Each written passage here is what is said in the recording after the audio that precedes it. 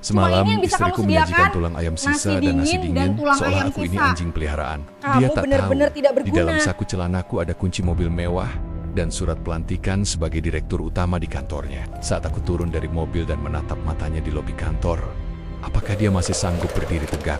Sebelum melanjutkan ceritanya, mari tuliskan di komentar dari mana kamu menonton video ini.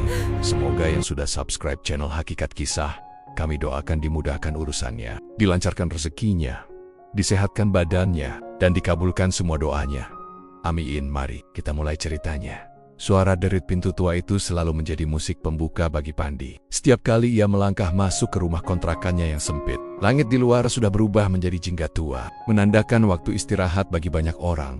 Namun bagi Pandi, hari ini adalah awal dari kehidupan yang benar-benar baru. Ia menghela napas panjang sembari melepaskan sepatu yang bagian solnya sudah mulai menipis. Di dalam saku celananya, ponsel lamanya terasa panas setelah menerima sebuah panggilan yang mengubah segalanya. Pemilik perusahaan tempat ia bekerja secara dayam-dayam selama ini sebagai asisten ahli ternyata telah memilihnya untuk menduduki kursi direktur utama di kantor pusat.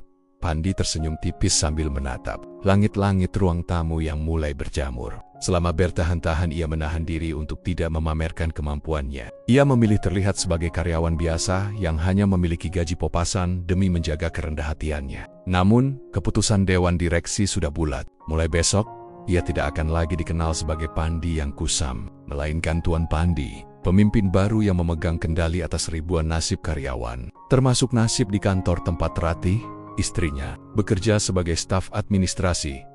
Ia membayangkan wajah Ratih akan berbinar penuh kebahagiaan saat mendengar kabar ini. Pandi sangat mencintai istrinya. Ia rela makan seadanya dan bekerja lembur setiap hari hanya agar Ratih bisa membeli pakaian bagus untuk bekerja di kantor pusat. Bagi Pandi, kebahagiaan Ratih adalah segalanya. Meskipun belakangan ini sikap istrinya itu semakin dingin dan seringkali melontarkan kata-kata yang menusuk hati, Pandi mencoba memaklumi. Mungkin Ratih hanya lelah dengan keadaan ekonomi mereka yang belum kunjung membaik.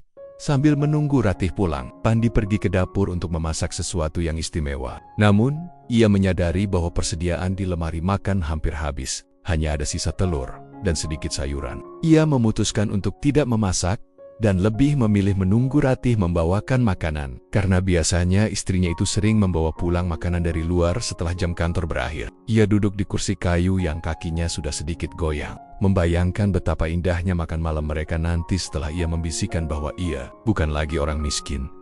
Suara langkah kaki terdengar dari depan rumah. Itu adalah suara sepatu hak tinggi yang selalu Pandi kenali. Ia segera berdiri dengan semangat yang meluap-luap. Namun, begitu pintu terbuka, tidak ada senyum yang menyambutnya. Ratih masuk dengan wajah yang ditekuk, melempar tasnya ke atas sofa tanpa memandang Pandi sedikit pun. Aroma parfum mahal yang bukan berasal dari pemberian Pandi tercium kuat dari tubuh istrinya. Pandi sempat terdiam sejenak, mencoba menepis prasangka buruk yang tiba-tiba melintas di pikirannya.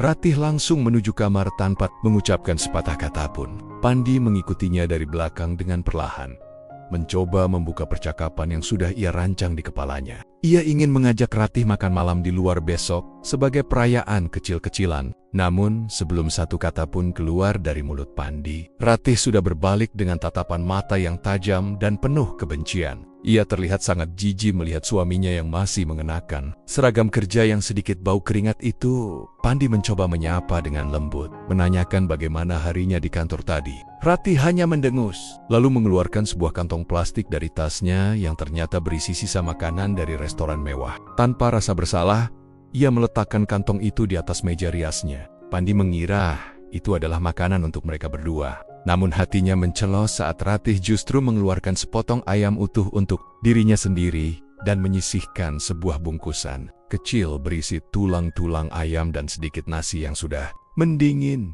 Hati Pandi terasa seperti diremas saat Ratih mendorong bungkusan kecil itu ke arahnya. Ia berkata bahwa itu adalah jatah Pandi, karena ia tidak ingin suaminya yang tidak berguna itu menghabiskan uang untuk makan enak. Pandi hanya terdiam, menatap bungkusan itu dengan perasaan hancur yang luar biasa. Di saat ia ingin mengangkat derajat istrinya ke puncak tertinggi, ia justru diperlakukan lebih rendah daripada seekor anjing penjaga. Namun, Pandi tetap mencoba bersabar. Ia ingin melihat sejauh mana istrinya akan bertindak sebelum ia menunjukkan siapa dirinya yang sebenarnya. Esok hari, Pandi menatap bungkusan plastik transparan yang diletakkan Ratih di atas meja kayu yang sudah lapuk. Di dalamnya, terlihat sisa-sisa tulang ayam dengan sedikit serat daging yang masih menempel, serta segumpal nasi putih yang teksturnya sudah mengeras karena kedinginan. Aroma makanan itu bukanlah aroma masakan segar, melainkan bau makanan sisa yang sudah tercampur dengan kuah yang mulai mengental. Pandi mendongak, menatap istrinya yang kini sedang asyik menatap piring porselen indah di depannya sendiri.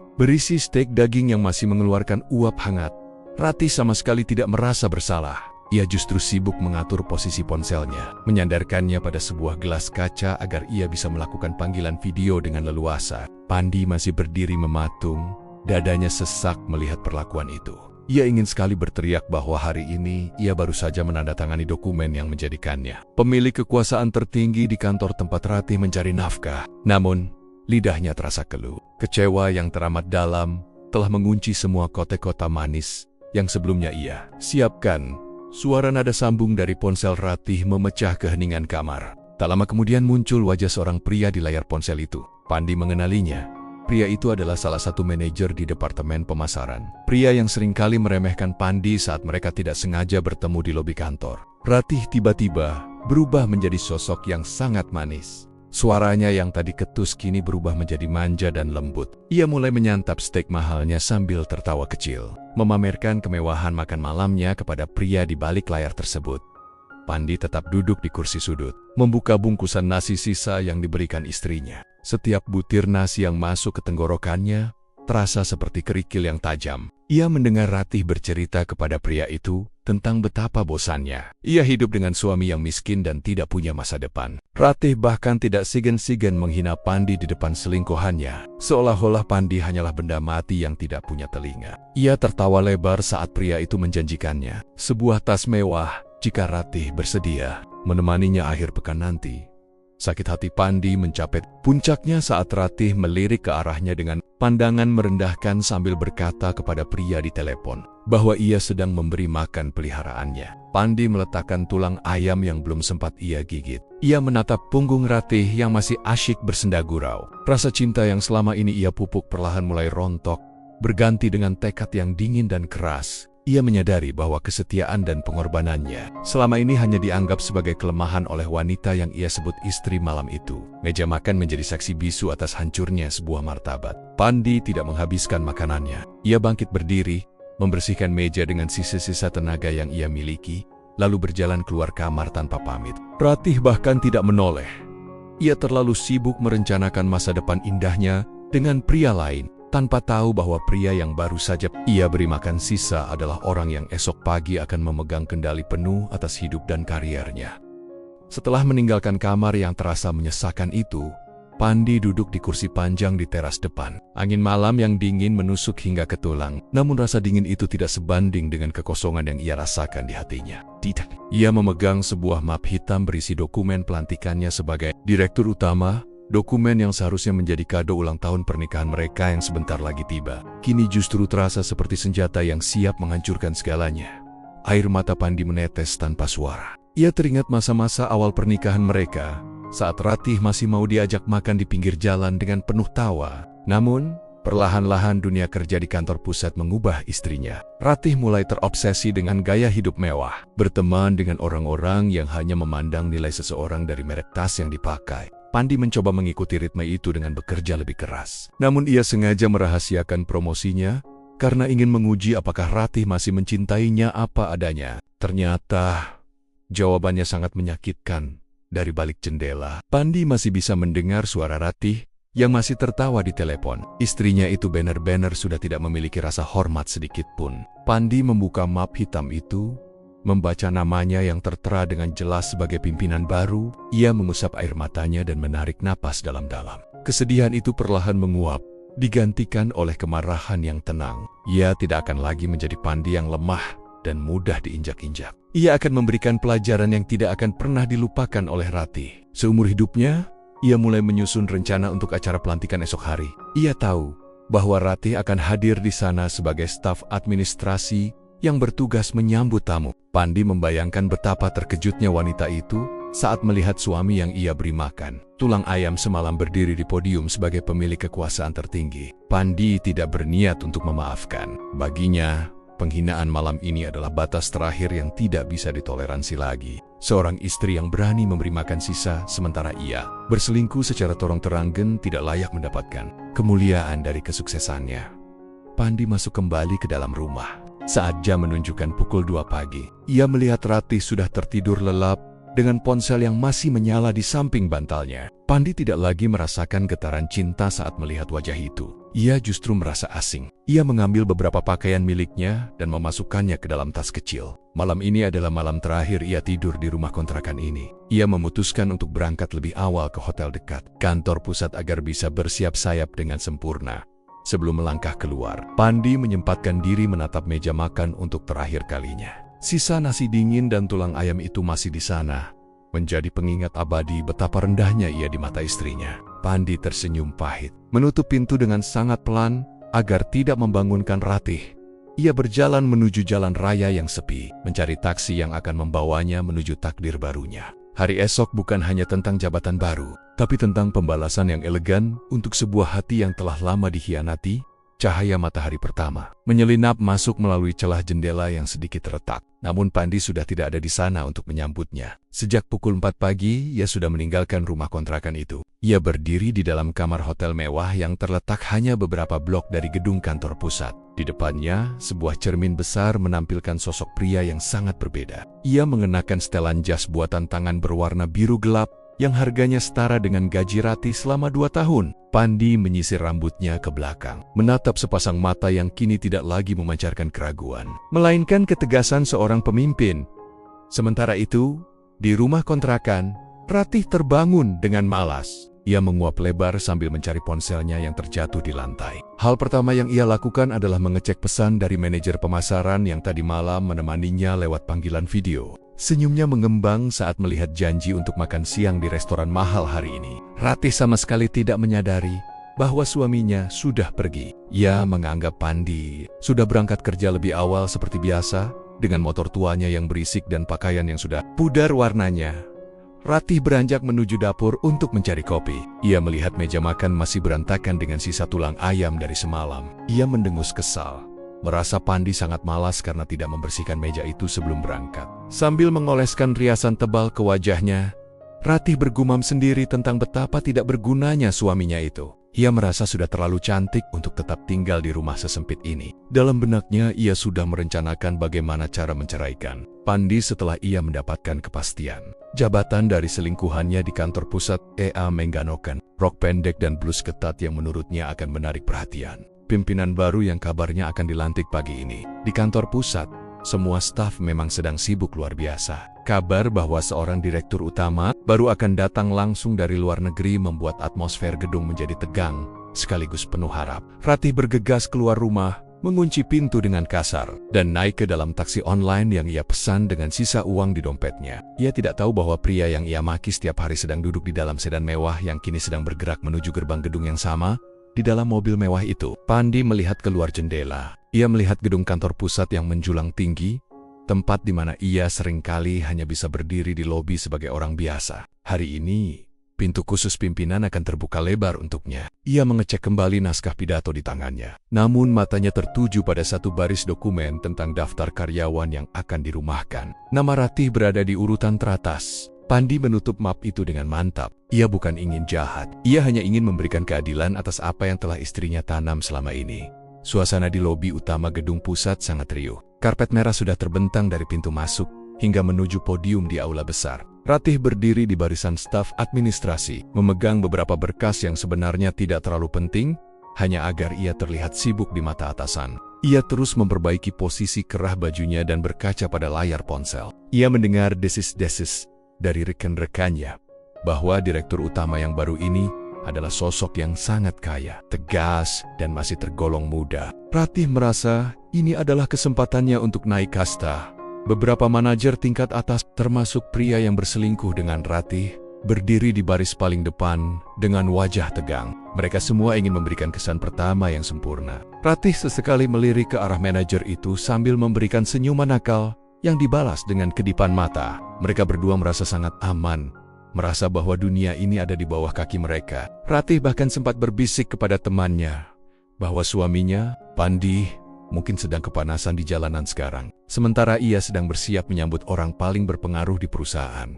Tiba-tiba, suara sirine pelan terdengar dari arah gerbang. 3 mobil hitam mengkilap masuk ke area lobi secara beriringan. Keheningan langsung menyergap seluruh ruangan. Semua staf menahan napas. Pintu mobil di tengah terbuka, dan seorang pengawal berpakaian safari hitam segera berdiri tegak di samping pintu tersebut. Ratih mencoba menjinjitkan kakinya, ingin menjadi orang pertama yang melihat wajah sang direktur. Ia sudah menyiapkan senyum termanisnya. Senyum yang biasa ia gunakan untuk memikat pria di kantor. Seorang pria dengan setelan jas yang sangat mahal keluar dari mobil. Sepatu kulitnya yang mengkilap menapak di atas karpet merah dengan langkah yang sangat berwibawa. Pandi sengaja menundukkan kepalanya sedikit saat ia mulai berjalan masuk. Riuh tepuk tangan langsung pecah, memenuhi aula besar yang megah itu. Ratih ikut bertepuk tangan dengan semangat.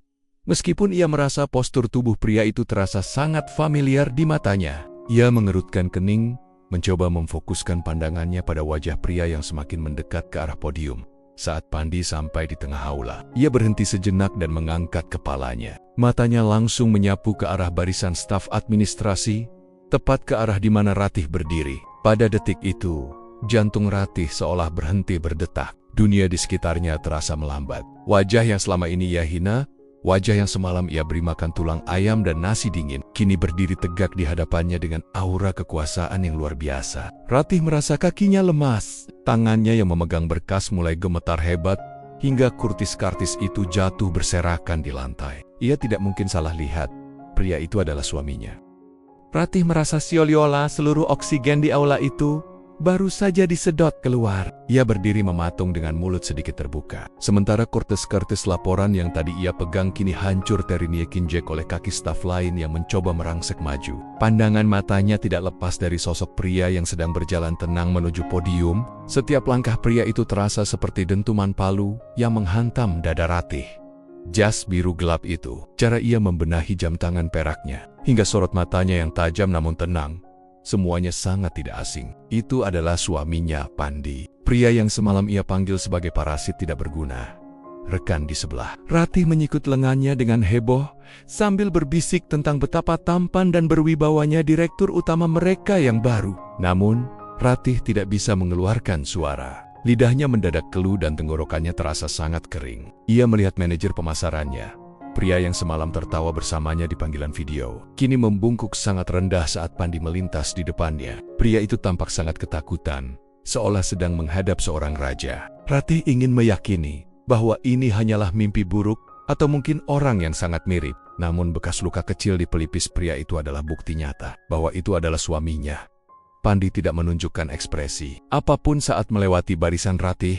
Ia terus melangkah dengan dagu terangkat, memancarkan aura otoritas yang belum pernah Ratih lihat sebelumnya. Di rumah, Pandi selalu membungkuk, selalu meminta maaf, dan selalu menerima segala makian dengan kepala tertunduk. Kini, di bawah lampu kristal aula yang megah, Pandi terlihat seperti raksasa yang siap meruntuhkan seluruh dunia. Ratih merasa keringat dingin mulai membasahi punggungnya. Dan rasa mual tiba-tiba naik ke hulu hatinya saat ia mengingat kembali piring berisi tulang ayam yang ia sajikan semalam di atas podium. Pandi berdiri di balik mikrofon yang sudah disiapkan. Ia menatap ke arah kerumunan karyawan yang kini diam 1000 bahasa. Keheningan itu terasa sangat mencekam. Pandi sengaja membiarkan kesunyian itu berlangsung selama beberapa detik, menciptakan ketegangan yang membuat semua orang gelisah. Ratih mencoba bersembunyi di balik tubuh rekan kerjanya yang lebih besar, berharap Pandi tidak menyadari keberadaannya di sana. Namun, ia tahu itu sia-sia. Sorot mata Pandi sempat kembali ke arahnya,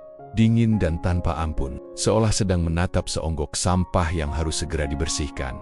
Pembawa acara kemudian memperkenalkan Pandi secara resmi sebagai pemimpin tertinggi perusahaan pusat. Seluruh hadirin bertepuk tangan dengan sangat meriah. Namun bagi Ratih, suara tepukan itu terdengar seperti suara petir yang menambar-niambar di telinganya. Ia melihat suaminya kini memegang kendali atas nasibnya, karirnya, dan hidupnya. Ratih memegang pinggiran meja untuk menahan tubuhnya agar tidak jatuh pingsan. Pikirannya melayang pada percakapan mereka semalam, tentang betapa hinanya ia memperlakukan suaminya sendiri, di saat suaminya sedang berada di puncak kejayaan yang tidak pernah ia bayangkan sebelumnya. Pandi mulai berbicara dengan suara yang berat dan berwibawa, menggema di seluruh sudut ruangan. Kalimat pembukanya sangat lugas, tentang efisiensi, integritas, dan pengabdian. Ia berbicara tentang bagaimana perusahaan ini tidak akan memberikan tempat bagi orang-orang yang hanya pandai bersolek namun tidak memiliki dedikasi, apalagi mereka yang memiliki moral yang rusak. Ratih semakin gemetar. Ia merasa setiap kata yang keluar dari mulut Pandi ditujukan langsung untuk menusuk jantungnya. Ia melihat selingkuhannya, sang manajer pemasaran, mulai menyeka keringat di dahi dengan sapu tangan. Pandi kemudian membuka map hitam yang tadi ia bawa. Ia mengumumkan bahwa hari pertamanya menjabat akan langsung diisi dengan pengumuman perampingan besar-besaran. Ia menyebutkan bahwa integritas adalah harga mati, dan ia telah mengantongi daftar nama karyawan yang dianggap tidak memenuhi standar moral perusahaan. Suasana yang tadinya penuh kekaguman kini berubah menjadi ketakutan. Semua orang saling pandang, bertanya-tanya siapa yang akan menjadi korban pertama dari kebijakan sang direktur baru yang tampak sangat tegas tersebut. Dengan nada suara yang sangat tenang namun mematikan, Pandi memanggil sebuah nama. Ratih.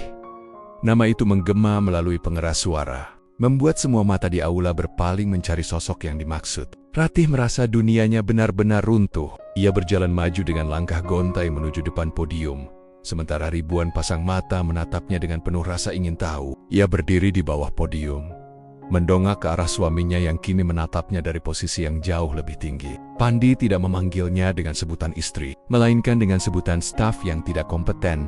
Pandi mengeluarkan selembar surat, pemecatan, dan sebuah amplop coklat besar. Di depan semua orang, ia menyatakan bahwa Ratih telah resmi diberhentikan secara tidak hormat karena pelanggaran etika dan kinerja yang buruk. Tidak berhenti di situ, Pandi kemudian melempar amplop coklat itu ke lantai di hadapan Ratih.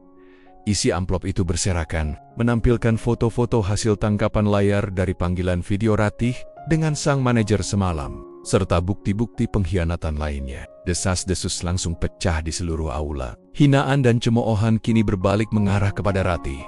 Ratih menangis tersedu-sedu, mencoba meraih kaki Pandi untuk memohon ampun, namun pengawal dengan sigap menghalanginya. Pandi tidak menunjukkan sedikit pun rasa iba. Ia hanya menatap Ratih dengan pandangan datar, seolah wanita di bawahnya itu adalah orang asing yang tidak pernah berbagi tempat tidur dengannya. Pandi kemudian mengalihkan pandangannya ke arah sang manajer pemasaran dan memerintahkan keamanan untuk menyeret pria itu keluar dari gedung. Saat itu juga, di hari kemenangan Pandi, Ratih tidak hanya kehilangan suaminya, tapi juga kehilangan harga diri, pekerjaan, dan masa depannya di depan semua orang yang ia kenal.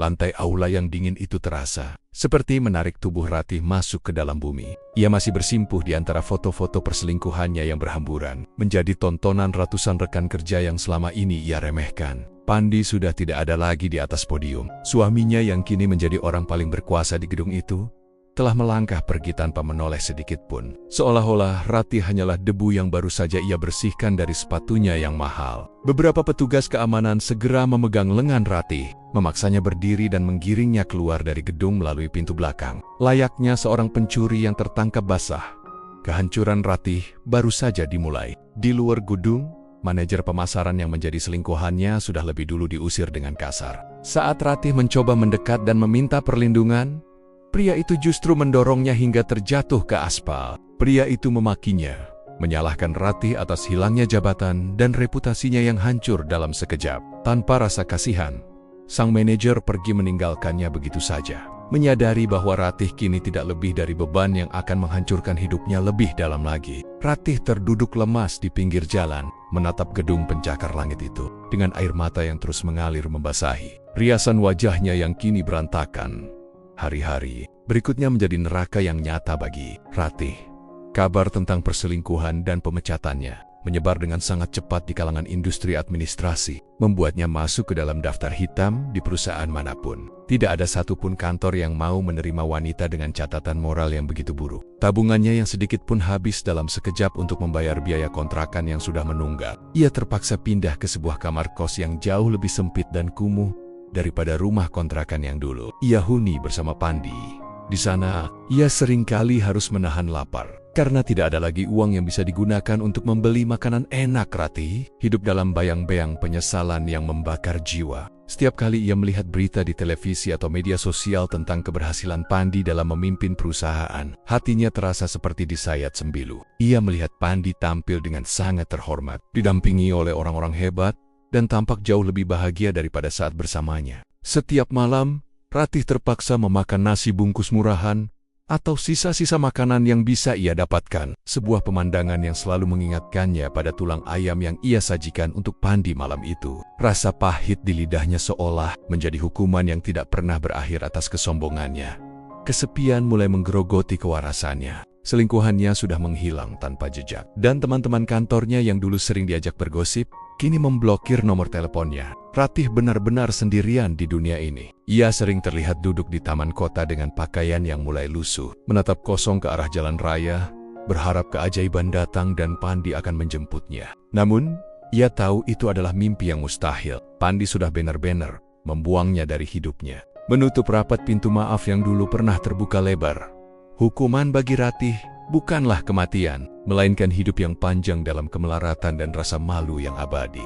Ia harus menjalani sisa umurnya dengan menyaksikan dari kejauhan betapa gemilangnya hidup pria yang dulu ia sia-siakan. Setiap kali ia melihat nasi dingin di piringnya, ia akan teringat bahwa ia pernah memiliki segalanya, namun menghancurkannya sendiri demi nafsu dan keserakahan sesaat. Ratih kini hanyalah sebuah nama yang menjadi peringatan bagi siapapun tentang arti kesetiaan. Sementara Pandi telah terbang tinggi menuju masa depan yang penuh cahaya, meninggalkan masa lalunya yang kelam jauh di belakang.